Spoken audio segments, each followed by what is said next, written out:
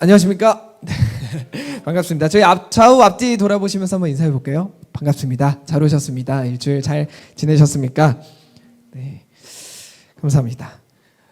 저희 이번 달 시리즈는 교회의 숲이라는 이름으로 저희가 공동체나 혹은 저희가 가지고 생각해봐야 할 개인의 신앙에 대한 이야기들을 좀 나누고 있는데요. 오늘 메시지는 사도행전 15장 35절에서 41절의 말씀입니다.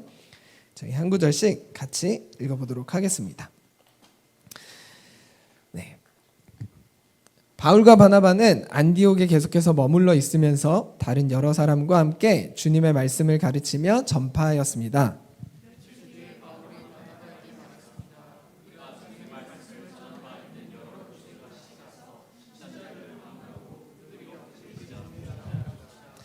바나바는 마가라 불리는 요한도 데려가고 싶었습니다.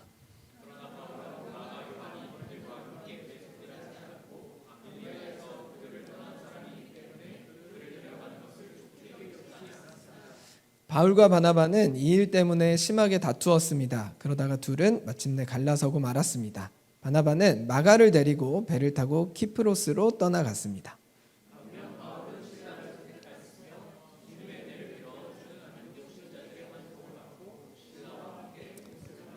저희 같이 한번 읽어볼까요? 바울은 시리아와 길리기아를 다니면서 각 교회에게 힘을 북돋워 주었습니다. 아멘. 이번 달 시리즈는 포레스트, 교회의 숲, 포레스트, 안식을 위한 교회의 숲이라는 주제로 메시지를 좀 나누고 있습니다. 오늘은 두 번째 시간으로, 저에게는 두 번째 시간이죠. 네, 두 번째 시간으로 지독하게 얽혀버린 나무라는 제목으로 메시지를 짧게 나누려고 하는데요. 지난주에 혹시 설교 메시지 중에 기억나시는 메시지가 있으신가요? 노래 기억나시죠? 네, 노래. 숲이라는 노래와 바다라는 노래를 가지고 메시지를 나눴는데요. 숲이라는 노래의 가사를 보면 내 주변에 높은 나무들이 있어서 내가 위로도 받고 안식도 받다 보니까 내 인생이 숲인 줄 알았다. 이런 내용들로 시작을 했거든요. 그런데 가만히 보니까 내가 받았던 위로와 안식들은 그 높은 나무가 되어서야만 줄 수 있는, 아낌없이 주는 나무가 돼야만 될 수 있는 거라고 생각하고 열심히 살았는데 내 인생이 누군가에게 뭘 줄 수 있는 게 없어서 그런 눈물을 많이 흘리다 보니까 내 인생이 숲이 아니라 바다 같더라. 이런 내용의 가사가 숲이라는 노래의 가사였습니다. 그러지 못하는 상황을 보면서 좌절하고 슬퍼하고 있는 사람의 삶의 모습이 담긴 이야기가 숲이었다면, 그 눈물과 땀과 여러 가지 고난과 고민들로 이루어진 바다 같은 인생에 하늘이 담겨있는 모습을 보면서 바다 같은 인생도 의미가 있더라. 이런 내용을 나눈 게 이제 지난주 노래였습니다.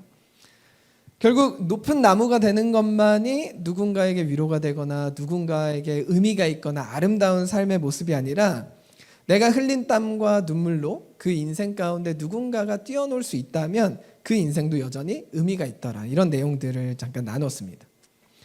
기억나시죠? 네. 생각해보면 대부분의 사람들은 자신의 인생의 위치에 만족하기 좀 어려운 것 같아요. 저희가 있는 인생의 위치에 만족하기 어렵고, 어떤 주변에 있는 그런 높은 나무들처럼 나도 아낌없이 주고 싶고, 나도 어떤 의미를 가지고 싶고, 내 인생의 아름다움을 발견하고 싶은 마음들이 저희가 다 있잖아요. 그래서 자기 자신을 성장시키기 위해서 그 아낌없이 주는 나무가 되기 위해서 끊임없이 뿌리를 내리는 그 단단한 지반을 뚫고 내려가는 작업들을 저희는 다 하면서 살아갑니다.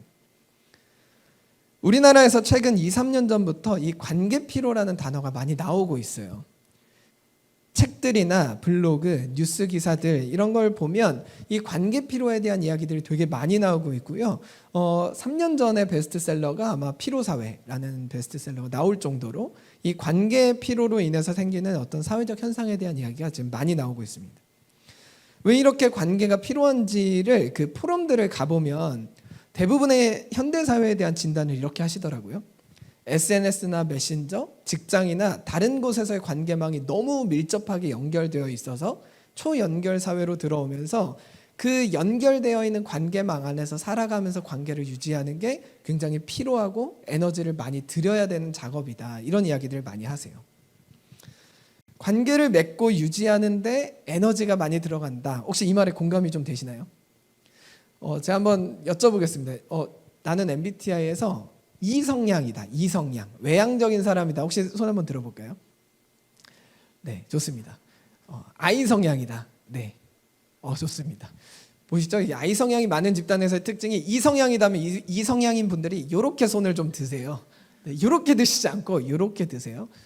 I 성향이 많으시죠? 하나둘 교회도 I 성향이 대부분 많거든요. 그런데 요즘 가서 많이 물어보면 I 성향이라고 대답하시는 분들이 많아요. 근데 누가 봐도 E인데 I 성향이라고 손 드시는 분들도 계세요. 그런 분들은 저희는 피로한 E라고 얘기를 하거든요. 피곤한 E. 제가 얼마 전에 이 예능 프로그램에서 한 가지 게임을 하는 장면을 봤습니다. 이제 이심전심이라는 게임인데요. 내가 방금 본 것을 다른 사람에게 설명하는 그런 게임이었어요. 잠깐 여기서 해보려고 하는데요. 제가 어떤 거를 설명을 드리면 머릿속으로 상상하면서 그림을 좀 그려주시고 그 그림이 뭘지를 맞춰주시면 됩니다. 제가 다음번에 올 때 그 스타벅스 상품권을 맞히신 분에게 드리도록 하겠습니다. 머릿속에서 제가 이야기하는 거를 상상하면서 그려보시는 거예요. 자, 먼저 동그라미를 하나 그립니다. 동그라미. 네, 동그라미 그리셨죠? 그 동그라미 11시 방향에 동그라미 안쪽에 작은 동그라미를 이렇게 색칠해서 하나 더 그려 넣습니다. 자, 동그라미 두 개를 그린 거예요. 하나는 전체 윤곽을 잡아주는 동그라미 안에 11시 방향쯤에 그 안쪽에 작은 동그라미를 하나 색칠해 주시고요. 7시 방향으로 동그라미에서 세모 같은 게 쭉 삐져나갑니다. 네, 그리고 그 동그라미 6시 방향으로 긴 선이 하나 내려와요. 네, 자, 여기서부터 지금 다들 포기하기 시작하시는 게 보이는데요. 자, 동그라미에서 6시 방향으로 선이 좀 내려왔습니다. 그리고 그 선 아래 타원형으로 이렇게 누워져 있는 동그라미를 하나 쭉 그려주시고요. 그 누워져 있는 타원형 동그라미 안에는 숫자 3을 하나 그려주세요. 네. 그리고 그 타원형 밑으로 짝대기가 2개 내려옵니다. 그리고 그 2개 밑에는 선이 쪽쪽쪽 3개씩 나가 있습니다. 자, 여기까지 그리셨나요? 다시 한번 빠르게 설명을 할게요. 네, 동그라미가 있고 11시 방향 안쪽에 작은 동그라미를 색칠해 주시고 그 동그라미 7시 방향에 삼각형이 조금 뾰족하게 띄어나가고 6시 방향에 선이 하나 내려와서 선 밑에 타원형에 누워있는 원형을 하나 그려주시고 그 원형 안에는 3자를 그려주시고 타원형 밑으로는 짝대기 2개가 길게 내려갑니다. 그 긴 짝대기 밑에는 선이 쪽쪽쪽 나와 있습니다. 자, 요거 동물로 그리셨으면 일단은 맞아요. 동물로 그리셨어야 돼요. 자, 뭘까요? 오리. 네, 좋습니다. 또 뭘까요? 병아리. 네, 좋습니다. 또 뭘까요? 네? 타조. 네, 좋습니다. 또 뭘까요? 경매가 아닌데 약간 이런. 네. 한 번만 더 받아보겠습니다. 나 다른 거 같다. 뭐 같으세요? 플라밍고요? 네, 좋습니다. 자, 제가 이제 정답 사진 한번 보여드릴 건데 정답 사진을 보자마자 이게 뭐지부터 다시 수수께끼가 시작되시는 분들이 좀 있더라고요. 한번 보여주세요. 이렇게 그리신 거 맞으세요? 끄덕이시는 분이 있고 이게 뭐지? 약간 이런 분이 있고 이거 뭘까요? 여기서부터 수수께끼가 다시 시작하죠. 네, 목이 긴 거 보니까 오리나 병아리는 아니고요. 제 의도는 타조였습니다. 제가 타조 맞추신 목사님에게는 박수 한번 주실까요? 상상력이 아주 뛰어나신 것 같아요. 네, 좋습니다. 가만히 생각해 보면 어때요? 쉬우셨나요? 이상하다고요? 어려운 게 아니라 이상하다고요? 네, 이상해서 어렵죠. 네. 가만히 생각해 보면 우리가 평소 하는 소통 방식이 어떤 방식인지 한번 생각해 볼게요. 만약에 제가 설명을 이렇게 했습니다. 동그란 얼굴을 그려줘. 그리고 그 얼굴 안에는 눈이 자그맣게 하나 있고 그리고 부리가 나와 있어. 그리고 목이 길고 몸통은 작아. 그리고 작은 몸통 안에는 작은 날개가 있고 다리 2개가 길게 내려와 있고 그 아래는 발이 이렇게 3개가 이렇게 있어. 라고 하면 비교적 쉽게 타조를 맞추셨을 것 같아요. 그렇죠? 그러니까 저희가 소통하는 방식은 이런 방식입니다. 얼굴, 다리, 목 이런 단어를 이야기하면 다른 걸 생각하기가 다른 거 생각하기 어려워져요. 그냥 얼굴은 얼굴이고 목은 목이고 부리는 부리고 직관적인 단어들을 사용했을 때 우리가 설명하기가 훨씬 더 쉬워진다는 거죠. 그런데 제가 만약에 주제를 바꿔서 목이 짧은 기린에 대한 설명을 좀 다시 해본다고 하면, 자, 얼굴을 그려줘. 목은 짧고 몸통은 길어. 다리는 4개가 있고 노란색 얼룩무늬가 있어 라고 했을 때 기린이라고 생각하실 분들이 또 많지는 않으실 것 같아요. 제가 이 말씀을 드리는 이유는 우리가 소통하는 소통 방식에는 2가지의 요소가 필요하다는 이야기입니다. 하나는 우리가 통상적으로 생각하는 관념이 필요해요. 얼굴, 목, 날개 이런 단어들은 통상적으로 생각하는 관념이기 때문에 소통이 쉬워집니다. 그리고 통상적인 관념뿐만 아니라 뭐도 필요하죠? 사회가 보통 생각하는 길이는 목이 길어. 어떤 거는 어때? 이런 사회가 가지고 있는 기존의 어떤 통상적인 관념도 필요합니다. 그래서 어떤 단어를 이야기할 땐 직관적인 단어, 서로 약속된 단어와 그리고 사회가 가지고 있는 통상적인 관념 2가지가 있어야 소통이 쉬워진다는 거죠. 그런데 이 2가지 요소는 과거 경험이나 교육에서 온다고 해요. 목이 짧은 기린을 많이 본 동네는요, 기린은 목이 짧은 애들이거든요. 경험도 다르고 교육도 다르면 관념도 달라집니다. 이런 통상적인 관념이 달라지고 약속된 언어가 달라지면 그때부터 소통에 오류가 생기고 소통하기가 힘들어지기 시작한다는 거죠. 그래서 나를 이해시키고 상대방을 이해해야 하는 이런 관계 맺기가 필요해지는 이유는 과거 경험이나 교육이 달라서 우리가 생각하는 통상적인 관념이 달라져서 서로 같은 상황과 같은 이야기를 하더라도 다른 걸 생각할 수 있다라고 저희는 생각을 하잖아요. 오늘 본문에도 이런 관계의 어려움을 느끼고 있는 2 사람이 나옵니다. 과거 경험이 달랐고 받았던 교육이 달랐던 2 사람이에요. 어떤 사람들이냐면 우리가 잘 아는 바울과 바나바라는 사람입니다. 근데 바나바라는 사람은 지난주 메시지 그 성경 구절 제일 마지막에 나왔던 사람인데요. 지난주 메시지는 이렇게 끝나요. 사람들이 자기 물건을 다 팔아서 사도들에게 가져다 줍니다. 그리고 그 교회 공동체 안에서 필요를 나눠 쓰기 위해서 전 재산을 갖다가 바치고 돈을 공용으로 같이 쓰기 시작해요. 그때 마지막 메시지에 나왔던 이 바나바라는 사람이 자기 밭을 팔아서 사도들에게 가져다 준 사람이 바나바였어요. 그 이름의 뜻은 격려하는 사람입니다. 그만큼 신앙이 엄청 좋았던 사람이 바나바죠. 그런데 신앙하면 빠질 수 없는 또 다른 인물이 바울입니다. 이 신앙하면 빠질 수 없는 2 인물이 엄청나게 싸우는 모습이 오늘 본문의 말씀에 등장을 하는 거죠. 사건은 되게 단순합니다. 바울과 바나바가 같이 선교를 가다가 다른 지역으로 넘어가려고 하는데 그때 같이 갈 팀원을 구하다가 둘이 싸우는 거예요. 저희 37절 39절 다시 한번 볼까요? 한번 같이 읽어보겠습니다. 시작. 바나바는 마가라 불리는 요한도 데려가고 싶었습니다.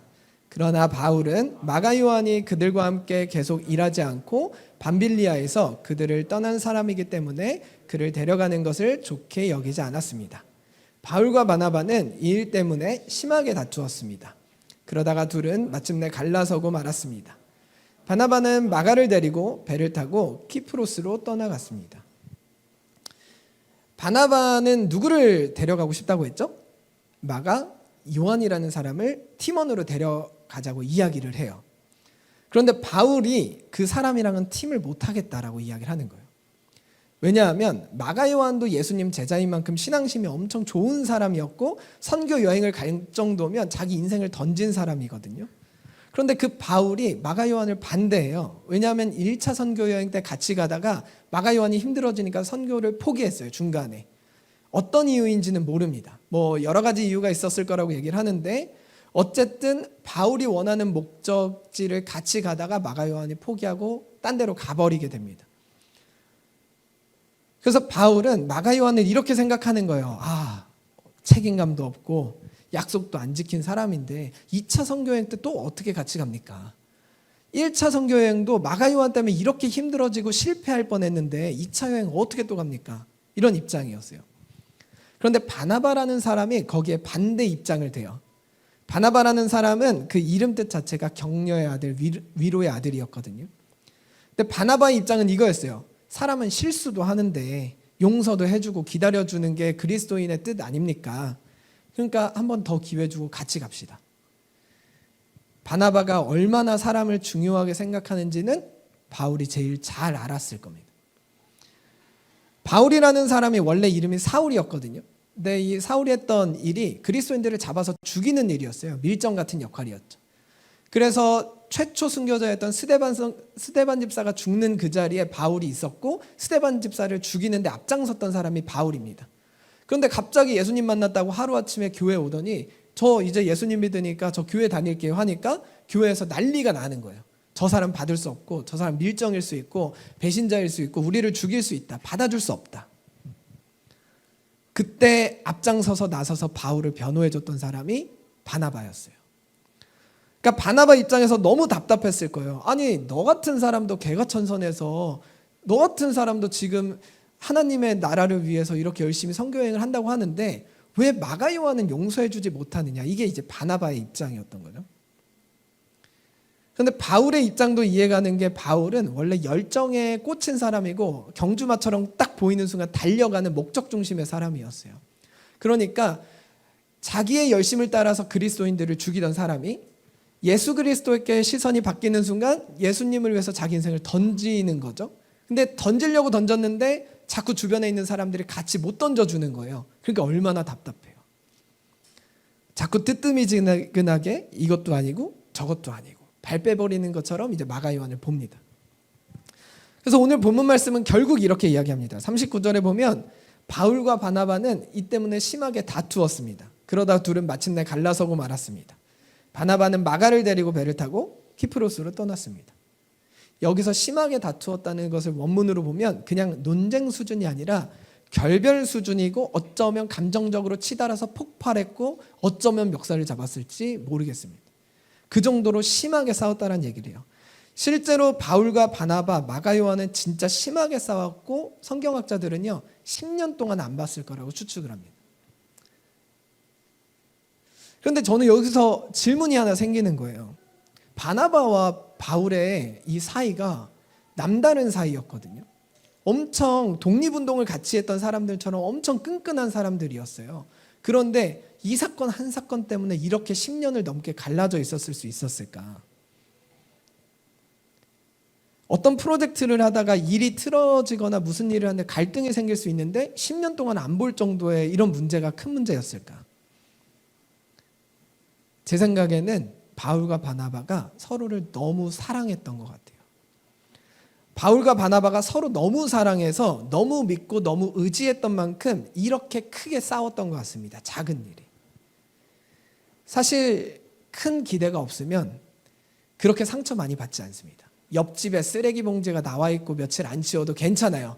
근데 우리 집에 조그만 쓰레기가 있으면 이제 이건 괜찮지 않은 문제가 됩니다. 큰 기대가 없으면 싸우지도 않습니다.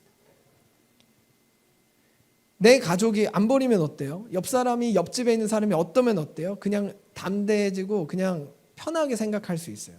그런데 가족들끼리의 문제는 그게 아닌 거죠.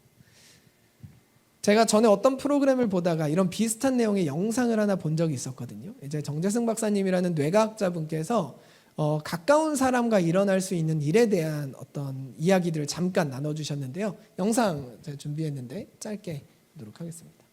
이런 이야기를 하시더라고요. 제가 어느 포럼에 가서 이 내용을 들은 적이 있었는데, 내가 통제 가능한 영역이라고 생각하면 저장되는, 메모리가 저장되는 부분이, 그러니까 활성화되는 곳들이 좀 따로 있다고 하더라고요.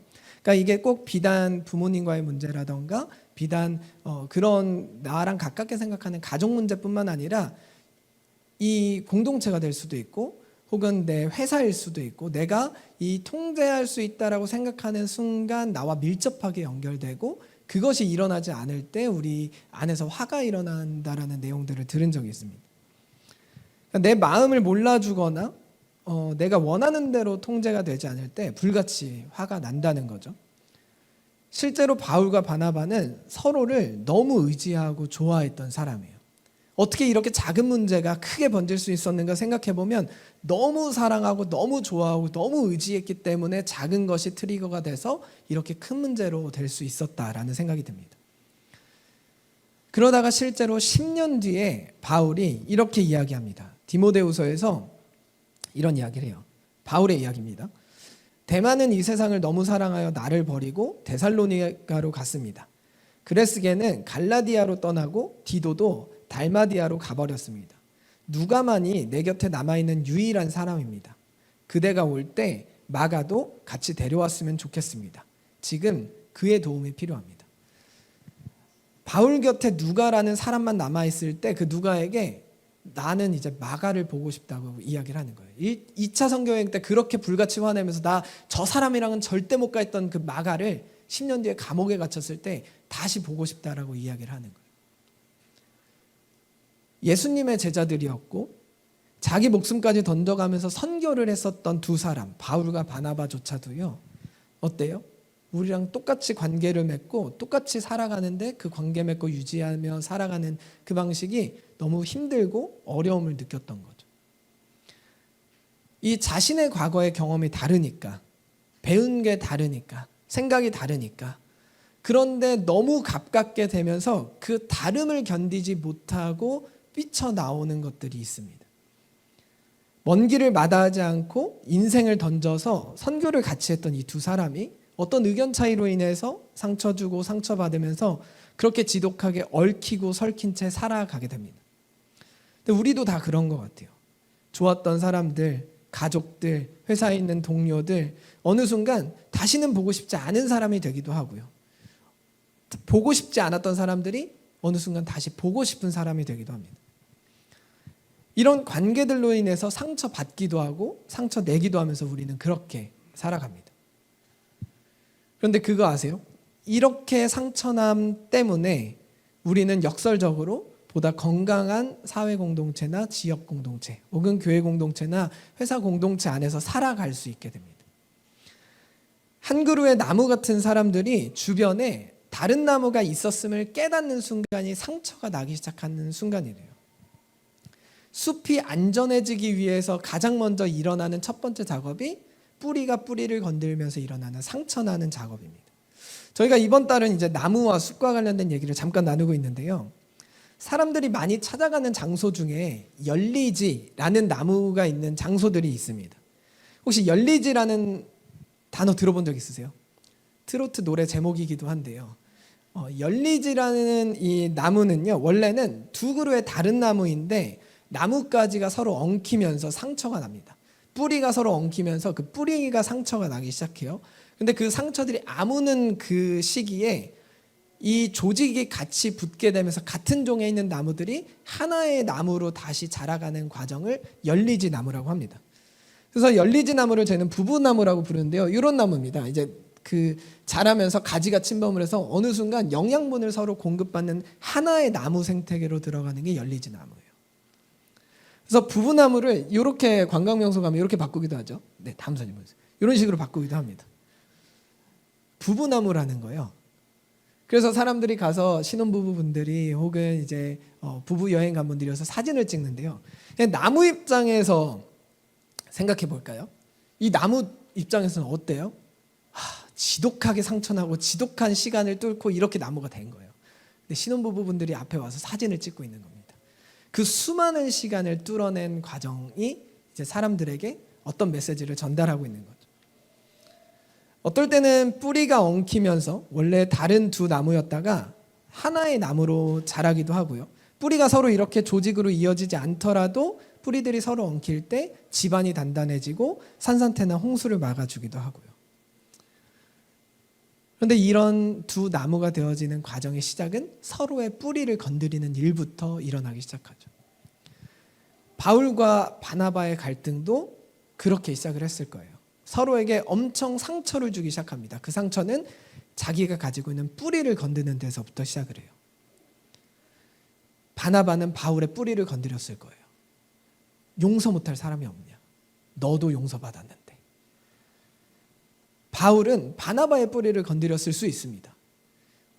하나님의 나라를 위해서 열심히 뛰고 속도감 있게 가야 되는데 이렇게 뜨뜨미지근하게 다 받아주면서 어떻게 하냐? 왜냐하면 이 당시에는 예수님이 다시 오시는 순간이 그렇게 멀지 않을 거라고 생각을 했거든요. 그래서 바울에서 입장에서 보면 예수님이 오실 날이 얼마 안 남았는데 한 사람이라도 더 예수님 전파해야 되는데 팀원이 문제 생기고 프로젝트 하는데 팀원이 자꾸 무임승차하려고 그러고 아무것도 안 하고 뭐 하려고 그러고 이런 사람 어떻게 데려가냐, 이런 입장이었을 것 같습니다. 바울은 사명을 따라 살아갔던 사람이고 책임감이 강했던 사람이거든요. 바울이 3차례 선교여행을 갔는데 도보로 이동한 거리가 4,000km입니다. 그리고 4년을 넘게 걷고 뛰면서 다녔던 사람이에요. 아무나 못하는 거리죠. 이렇게 큰 사명을 같이 해낼 수 있는 사람이 팀원으로 필요했을 겁니다. 바울의 입장에서 마가 요한은 한번 프로젝트를 포기했던 사람이기 때문에 이 포기하는 과정에서 선교가 훨씬 어려워졌기 때문에 믿지 못했을 거예요.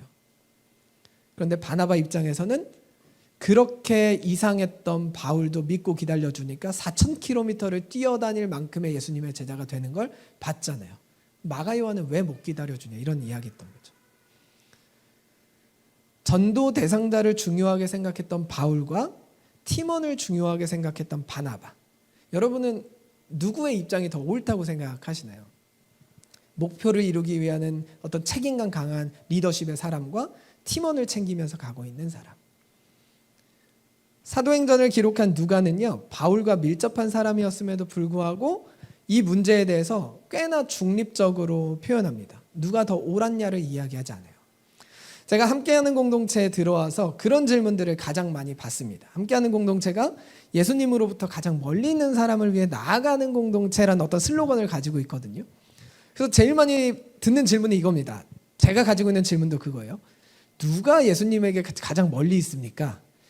제가 볼 땐 제가 제일 멀리 있는데요. 제가 볼 땐 제가 제일 멀리 있는데 저희가 어디로 나아가야 돼요? 저한테 나와 제가 나가야 되는 거 아닌가요?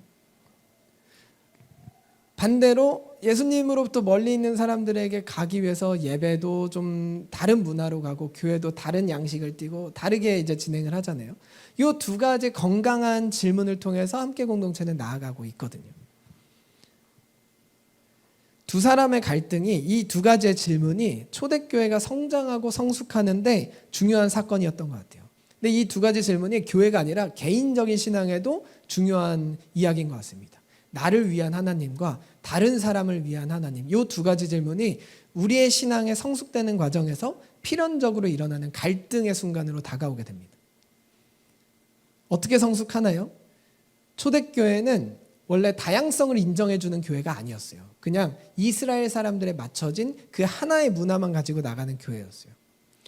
기독교 신앙은 원래 이스라엘 사람들만 믿었던 신앙이에요.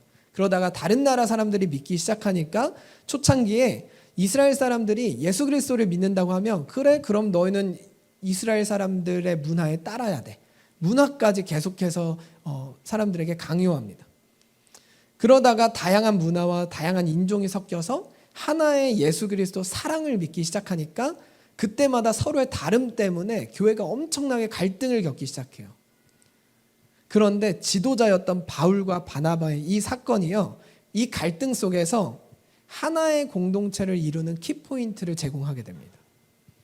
누구도 틀리지 않았고 서로의 역할이 달랐음을 보여주는 갈등이 이 두 지도자의 갈등이었어요.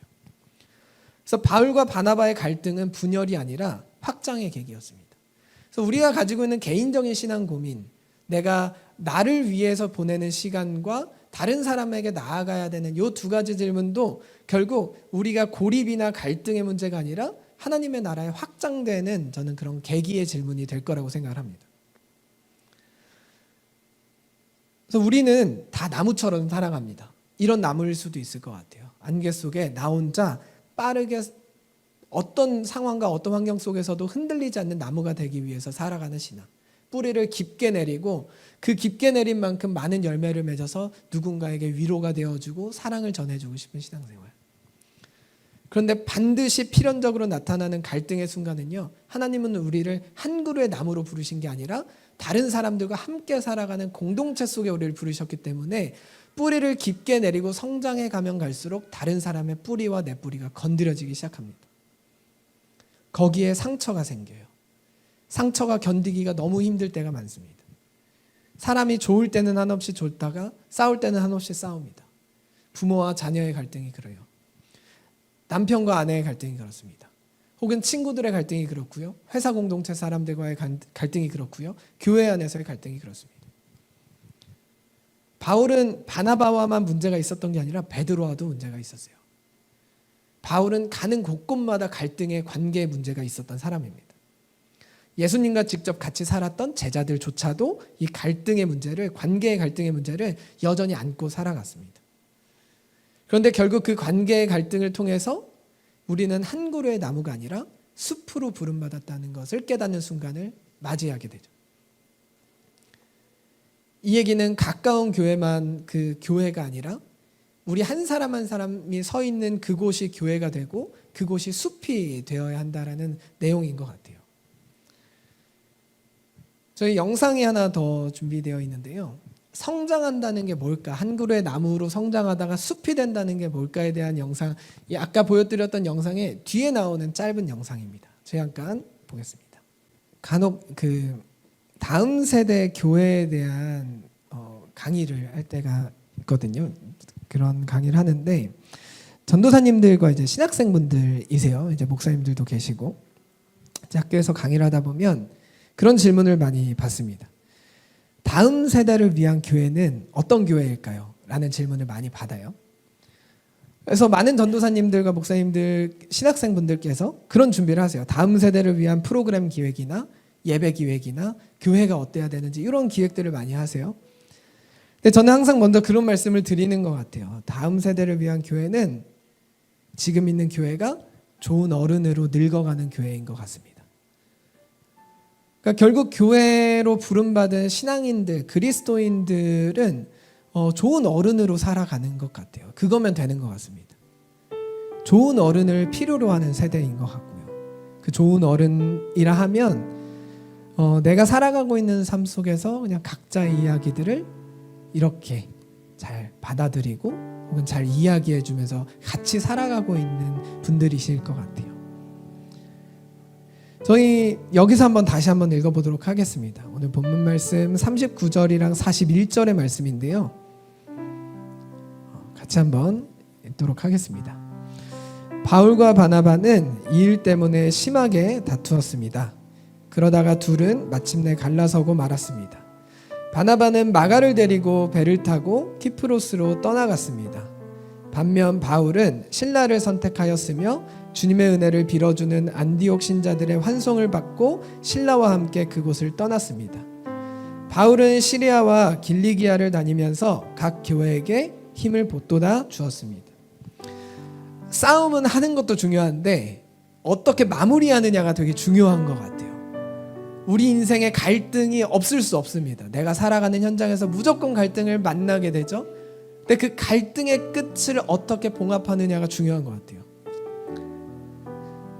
바나바와 바울의 싸움의 끝은 어땠죠? 여기서만 보면 갈라섰어요. 서로 갈라섰습니다.